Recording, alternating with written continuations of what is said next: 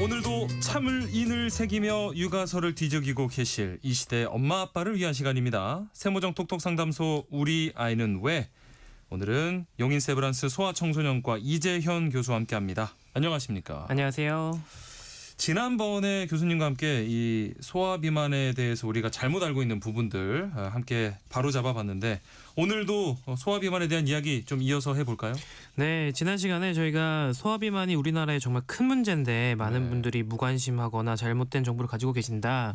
특히 아이가 통통하면 보기 좋다. 맞아요. 이게 살은 다 키로 간다. 네. 이런 게 잘못된 이야기다라고 말씀을 드렸죠. 네. 이렇게 우리 사회에는 소아비만을 너무 가볍게 여기거나 잘못된 인식을 가지고 있는 것이 굉장히 문제입니다. 네. 그래서 지난 시간에는 소아비만에 대한 잘못된 정보들을 바로잡는 시간을 가졌다면 네. 오늘은 소아비만은 왜 위험한 것인지 치료법은 어떻게 하는 건지 네. 이런 걸 알아보려고 합니다. 소아비만을 그냥 방치해서는 안 된다라고 얘기를 해주셨는데 이 소아비만이 성인 비만보다도 더 위험하다 이런 얘기도 있거든요. 이게 결국에 성인 비만으로 이어질 수 있어서 더 위험하다는 얘기일까요? 소아비만이 성인 비만으로 이어질 확률이 높은 것도 맞습니다. 네. 그런데 단순히 비만이 이어지는 것뿐만이 아니고 네. 성인병의 위험을 높이기도 해서 더욱 위험한 겁니다. 아하. 네, 우리가 성인병이라고 하면 보통 중년 이후에 많이 생긴다고 알고 계시지만 네네네. 소아비만이 있는 경우에는 젊은 나이에도 성인병에 걸릴 위험이 높아지고 심지어 소아청소년 시기에도 성인병에 걸릴 가능성이 높아집니다. 아하. 네, 근데 거기다가 소아비만이 있던 사람이 성인기에 심장병으로 사망할 확률이 소아비만이 없던 사람보다 훨씬 높다는 연구 결과도 있을 정도니까요. 예. 어릴 때 건강 문제가 평생 간다고 할 수 있습니다. 그리고 병 문제가 아니더라도 비만이 있으면 키도 원래 본인이 클 수 있는 키만큼 크지 못한다는 것도 밝혀져 있거든요. 그러니까 네. 유전적인 키보다 덜 자란다는 거죠. 아. 그리고 비만이 있는 아이들이 자존감도 좀 낮고 또래 관계에서도 문제가 생기는 경우가 많아서 네네. 이 때문에 우울증 같은 정신건강 문제도 생길 수 있거든요. 그래서 이런 다양한 이유 때문에 소아비만은 굉장히 위험하다라고 할 수 있습니다. 우리나라 이 소아비만 문제가 생각보다 심각하다고 하셨으니까요. 그러면은 방금 말씀하신 것처럼 이 성인병 유병률도 좀 크게 늘고 있을까요? 올해 아주 충격적인 뉴스가 하나 발표된 게 있습니다. 네. 지난 8월 26일에 네. 질병관리청 국립보건연구원에서 30대 미만 소아청소년과 젊은 성인들의 당뇨 발생률에 대한 연구 결과를 발표했는데요. 네. 이게 당뇨라고 하면 우리가 1형 당뇨, 2형 당뇨가 있잖아요. 예. 1형 당뇨는 이제 자가 면역 이상으로 췌장의 기능 자체가 약해져서 인슐린 분비가 줄어드는 질환이고 약간 뭐 선천적인 이유도 많고요. 네네. 2형 당뇨가 주로 비만과 관련된 아하. 인슐린 저항성으로 발생합니다. 네. 그런데 2008년과 2021년, 그러니까 13년 동안의 데이터를 분석해 보니까 네. 우리나라의 30대 미만 2형 당뇨의 유병률이 약 4배 증가했습니다. 4배요. 엄청 많이 늘었죠. 네. 그리고 1형 당뇨도 2배 급증을 했어요. 굉장히 충격적인 결과인데 네. 특히 이제 2형 당뇨의 경우에는 만 13에서 18세 사이의 청소년기에 발생률이 가장 높습니다. 그래요. 가장 많이 증가했어요. 이때. 심각하네요. 네. 네, 이런 데이터를 토대로 이 젊은 당뇨 환자의 증가 원인이 바로 소아비만일 것이다라고 분석을 하고 있습니다. 예. 그리고 건강보험공단에서 작년에 발표한 아동 청소년 비만 예방 의료 서비스 강화 방안 연구 보고서에 따르면 네. 우리나라 비만 학생의 52%가 대사증후군 위험 요인을 1개 이상 보유하고 있고 2023년 비만으로 진단된 아동 청소년 중 무려 50.2%가 네. 당뇨병, 고혈압, 이상지지혈증, 비알코올성 지방간 질환, 심뇌혈관 질환, 만성 신장 질환 중에 1개 이상을 가지고 있습니다. 그중 이상지지혈증이 32.5%로 가장 많고요. 예. 당뇨병이 28.1%, 비알코올성 지방간 질환은 9.5% 순으로 많다고 발표했습니다. 네. 우리나라에 정말 많은 아이들과 젊은 성인들이 비만 때문에 이게 젊거나 어릴 때는 걸리지 않을 거다, 안전할 거라고 생각했던 그런 질환으로 네. 고생하고 있는 것입니다. 그러니까요. 이렇게 어릴 때부터 이런 무서운 질환에 걸릴 수 있다고 하니까 더욱더 경계심을 갖게 되는데요. 자, 세모정 톡톡 상담소 우리 아이는 왜? 오늘은 소아비만의 위험성 2탄으로요. 이 성인 비만보다 위험한 이유 함께 살펴보고 이 치료법과 예방법도 알려드리도록 하겠습니다. 방송 들으시면서 궁금한 점 문자로 보내주시기 바랍니다. 이재현 교수님과 상담도 해드리고요. 추첨을 통해서 모바일 커피 쿠폰 보내드리겠습니다. 문자 보내주실 곳은 샵 9730번입니다. 짧은 문자는 50원, 긴 문자는 100원의 정보 이용료가 있고요. 콩 게시판 또 KBS 라디오 유튜브 채널을 통해서는 무료로 참여하실 수 있으니까요. 많은 참여 부탁드리겠습니다. 이 소화 비만이 이렇게 위험하다는 거 이제 조금 알겠습니다. 그런데 지난번에 설명해 주셨던 것처럼 소화 비만의 기준이 성인하고는 달라서 그냥 놓치고 지나치는 경우도 많을 것 같아요. 맞습니다. 성인 같은 경우는 뭐 BMI 기준으로 해서 네. BMI가 이제 체중을 키의 제곱으로 나눈 숫자인데 네. 성인은 비만 기준을 뭐 BMI가 뭐 25 이상이면 뭐 비만이다 이렇게 분류를 하지만 예. 아이들 같은 경우는 성장기잖아요. 그래서 그렇죠. 그 나이대에 따라서 정상 키와 체중이 다 다르기 때문에 BMI 숫자 자체로 판단하지 않습니다. 네. 대신 어떻게 하냐면 만 2세 이상에서 BMI를 측정해가지고 BMI가 같은 나이대 애들하고 쭉 줄을 세워서 네. 상위 15%다라고 하면은 과체중, 상위 5%다라고 하면 비만 이렇게 비교를 합니다. 그러니까 숫자 자체가 중요한 게 아니라 우리 아이의 BMI가 얼마인지 그게 또래 아이들에 비해서 얼마나 큰 수준인지 이게 중요한 겁니다. 예. 그래서 영유아 건강검진 때 소화 비만이 우려된다는 얘기를 이렇게 하는 경우가 있고요. 예. 아니면은 뭐 검진이 한참 남아서 근데 나는 되게 궁금하다. 우리 아이가 비만인지 궁금하다.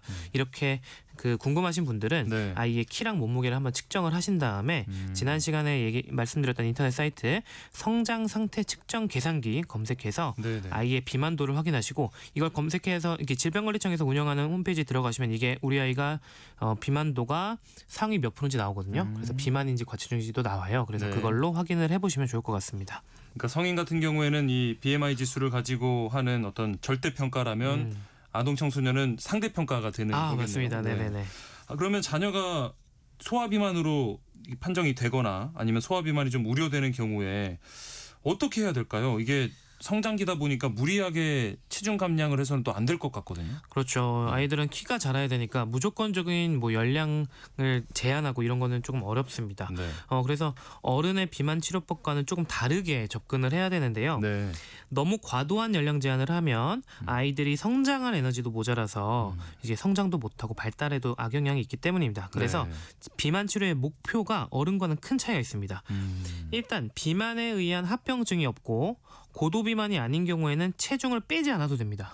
네. 대신 체중을 유지하면서 키만 키우는 게 목적이에요. 네네. 이게 성인이든 아이든 체질량 지수를 기준으로 비만을 진단하는데 체질량 지수가 아까 체중을 키의 제곱으로 나눈다고 했잖아요. 네. 근데 아이들의 경우에는 키가 점점 자라니까 체중이 그대로 있더라도 체질량 지수가 좀 떨어질 수가 있어요. 그렇군요. 키가 자라면. 네. 그래서 체중을 유지하고 키를 키우면 비만에서 탈출할 수 있습니다. 예. 네, 이거는 이제 비만에 의한 합병증이 없고 고도 비만이 아닌 경우고요. 근데 만약에 비만에 의한 합병증이 있거나 네. 혹은 이제 그 체질량 지수가 상위 2% 이상인 고도 비만인 경우에는 네. 나이에 따라서 체중 감량을 하기는 해야 됩니다. 네네. 보통 만 11세까지는 한 달에 0.5kg씩 빼라. 그리고 만 12세 이상은 일주일에 1에서 2kg씩 빼라라고 얘기를 하고 네. 체중 감량의 목표를 6개월 동안 원래 본인 체중의 5에서 10% 정도 감량을 해야 된다라고 이야기를 합니다. 예. 그런데 이렇게 빼면서도 사실은 완전히 막 굶겨면서 빼면 안 되고 아이들은 잘 먹으면서 살을 그렇죠, 빼야 그렇죠. 비만에서 탈출하면서 키도 커질 수 있거든요. 네네. 그래서 무조건적으로 막 적게 먹는 게 중요한 게 아니고 식습관을 바로 잡아야 됩니다. 아하. 비만의 가장 큰 적은 바로 간식입니다.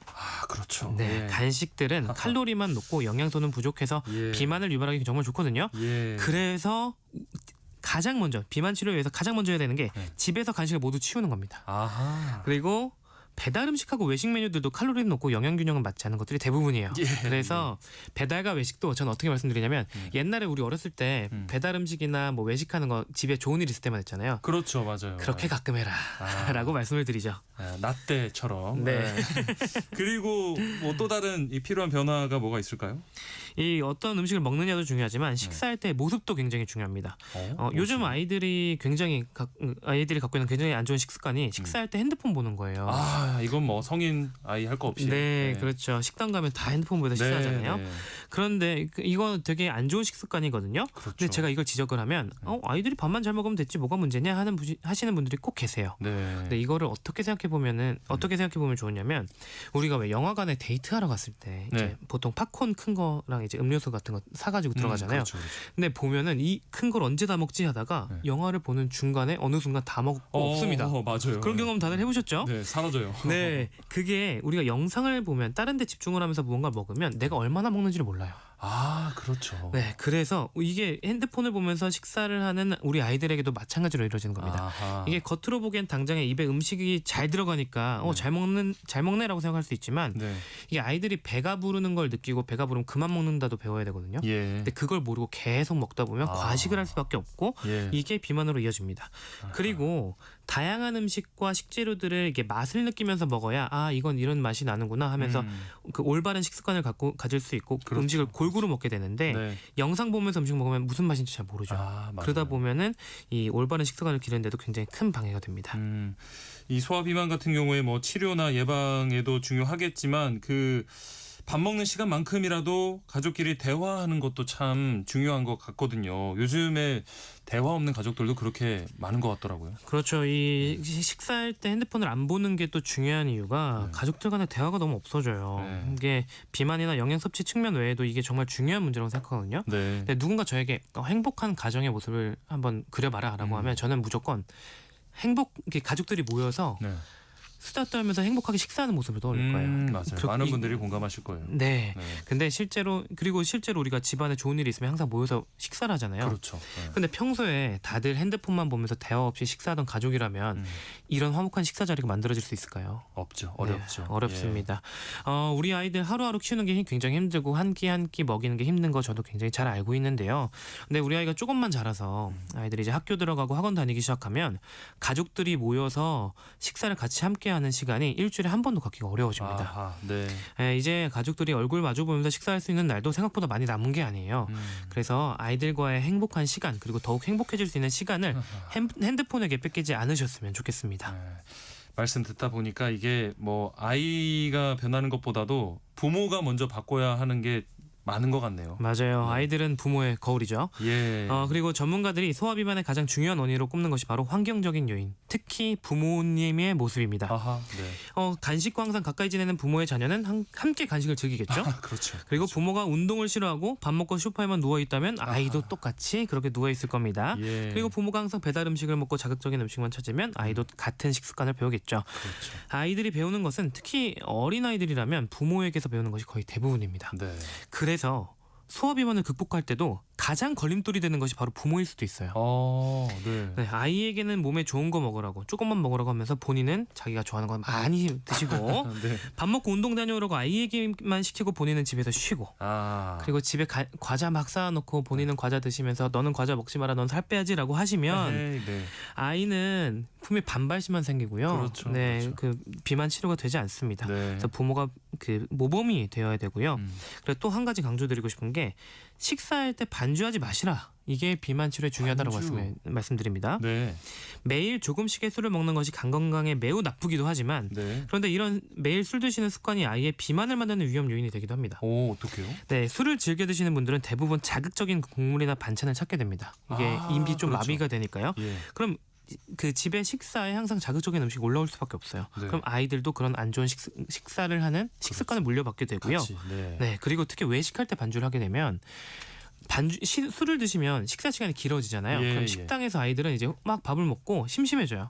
그럼 어른들만 이제 계속 술 먹기 민망하니까 뭐 달콤한 간식 뭐 밖에서 아이스크림 사다 맞아요, 준다지 맞아요. 그렇게 됩니다. 네. 그러니까 이런 모습도 아이들의 비만을 불러올 수 있는 위험 요인이 되기 때문에 네. 반주도 웬만하면 겸사겸사 하지 않는 것이 좋겠습니다. 어른들끼리는 반주도 금지라는 거. 요즘 그 많이 언급되는 뭐 비만 치료제 있잖아요. 위고비 뭐 이런 거. 소아 비만 특히나 좀 고도 비만인 아이들은 이런 약물 치료도 좀 생각해 볼 수 있을 것 같은데 어떤가요? 위고비와 같은 비만 치료제가 우리나라에서는 아직 소아에게 허가가 나진 않았거든요. 근데 네. 외국에서는 이제 뭐 허가가 난 나라도 있고 연구가 활발히 진행되고 있는데 뭐 사실 이런 비만 치료제뿐만이 아니라 비만 수술도 있습니다. 위에 이게 부피를 줄이는 수술을 해서 네. 금방 배부르게 하는 거예요. 예. 그런데 이런 약물이나 수술적 치료도 생활 습관에 변화가 없으면 반드시 유효가 오게 됩니다. 네. 다이어트 약의 원리는 식욕을 떨어뜨리는 거고요. 비만 수술의 원리는 배부름을 빨리 느끼게 하는 건데요.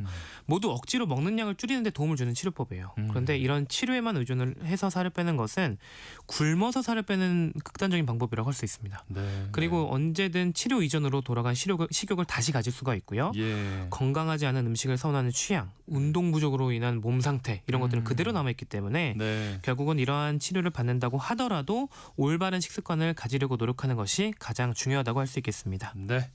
자, 소화 비만이 성인 비만보다 위험한 이유와 치료법, 예방법 함께 살펴보고 있습니다. 계속해서 문자 보내주시기 바랍니다. 샵 9730번으로 보내주시면 되는데요. 짧은 문자는 50원, 긴 문자는 100원의 정보 이용료가 있고요. 콩 게시판 KBS 라디오 유튜브 채널로는 무료로 참여하실 수 있습니다. 악뮤의 Give Love 듣고 상담으로 이어갈게요. 악뮤의 Give Love 듣고 왔습니다. 바로 문자 상담 이어가겠습니다. 5112 저희 아이가 생후 120일인데 분유를 많이 먹습니다. 체중도 표준보다 많이 높고요. 계속 많이 먹여도 괜찮을까요? 하셨어요. 아직은 이게 비만의 위험성이 높다 아니다라고 얘기하기엔 너무 어린 나이긴 합니다. 그래서 너무 네. 걱정하실 필요는 없고요. 왜냐하면 네. 아직 4개월이잖아요. 그래서 5개월, 6개월쯤 되면은 분유 먹는 양도 좀 줄어들 수 있고요. 예. 그럼 자연스럽게 급성장기가 끝나면 먹는 양은 조절이 되니까 지금은 크게 신경 쓰지 마시고 대신에 아이가 먹는 만큼 주시되 네. 먹는 양이 언젠가 좀 줄어들 거거든요. 네. 그때 너무 걱정하지 말고 줄어든 양만큼 주시면 됩니다. 아이가 원하는 만큼 먹는 네. 만큼 계속 주시면 되겠습니다. 278 하나님 저녁 9시가 돼도 아이가 먹고 싶다고 하면 아이 아빠가 다 먹으라고 합니다. 제가 말리면 막 화도 내고요. 근데 저녁 몇 시까지 먹여도 된다 하는 어떤 기준이 있을까요? 하셨어요. 자, 제가 아까 말씀드렸지만 소화 비만의 가장 큰 원인은 환경적인 요인, 부모님의 영향입니다. 네. 예, 이런 식습관이 비만뿐만이 아니고 소화기에 여러 가지 문제를 일으킬 수 있는데요. 네. 자기 전에는 보통 한 3-4시간은 공복을 가지는 게 좋습니다. 공복 시간을. 3-4시간. 네. 이게 배에 음식을 가득 채우고 잠을 자다 보면 이제 위식도 역류가 나타나면서 그렇죠. 안 좋을 수 있고 위염도 생길 수가 있고요. 예. 이런 식습관이 결국은 다 비만으로 가는 거거든요. 그래서 만약에 저녁 9시에 아이가 배고파한다 계속 네. 그러면 저녁 식사의 양은 적절한지 아하. 그리고 저녁 식사의 구성이 특히 단백질이 많이 포함이 되어 있어요. 충분한 단백질을 아이가 먹어야 포만감이 오래 가거든요. 네. 단백질은 충분한지 이런 것들을 살펴보시고 너무 탄수화물 위주로 아이가 밥을 먹고 있다라고 하면 이렇게 금방 배고플 수 있습니다. 그래서 이런 것들을 네. 잘 체크해 보시기 바랍니다. 예. 1222님 저희 아이가 초등학교 1학년인데요. 검진을 하면 비만으로 계속 나옵니다. 먹는 것도 좀 조절하게 하고 운동도 시키는데 운동 강도를 어느 정도로 해야 될지 모르겠어요. 초등학교 1학년 아이에게 걷고 뛰고 3km 정도 시키는 거 무리 없을까요? 전혀 무리 없습니다. 오. 네, 이제 보통 아이들의 운동을 어떻게 하라라고 말씀을 드리냐면 네. 그 중학교 올라가기 전까지는 유산소 운동만 하면 되거든요. 네. 이제 근력 운동은 중학생 이상부터 시작을 하는 거고요. 네. 네, 초등학생까지는 이제 어린아이들도 포함해서 뛰어노는 정도로 운동을 하면 충분합니다. 대신 시간은 하루에 30분 이상 해야 되고 예. 비만이 있다면 매일매일 운동을 좀 해야겠죠.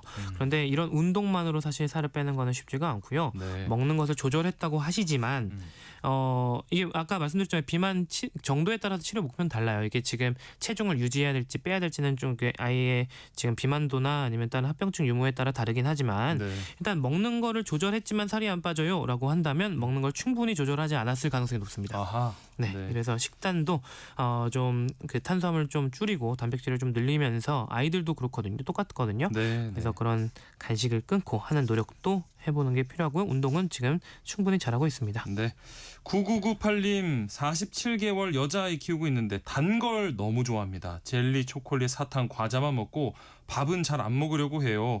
설탕 중독이 아닐지 걱정됩니다. 했습니다. 설탕 중독이죠.